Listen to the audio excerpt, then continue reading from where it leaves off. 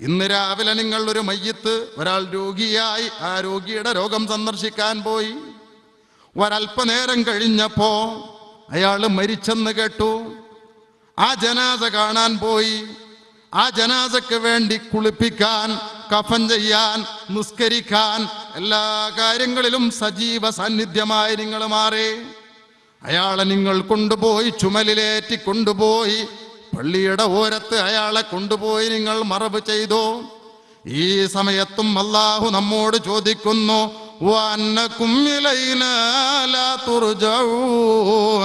നിങ്ങളെന്നും രോഗികളെ സന്ദർശിക്കുന്നവരാണെന്ന് വിചാരിക്കുന്നോ?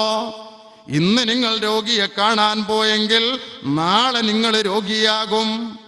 നിങ്ങൾ എന്നും മയ്യത്ത് കാണാൻ പോകുന്നവരെന്ന് വിചാരിക്കുന്നോ? ഇന്ന് നിങ്ങൾ മയ്യത്ത് കണ്ടെങ്കിൽ നാളെ നിങ്ങൾ മയ്യത്തായി നിങ്ങളെ കാണാൻ മറ്റാളുകൾ വരും. എന്നും നിങ്ങൾ മയ്യത്ത് കുളിപ്പിക്കുന്നവരല്ല, എന്നും നിങ്ങൾ കഫൻ ചെയ്യുന്നവരല്ല, എന്നും നിസ്കരിക്കുന്നവരല്ല, എന്നും മറ്റുള്ളവരെ മറവ് ചെയ്യുന്നവരല്ല.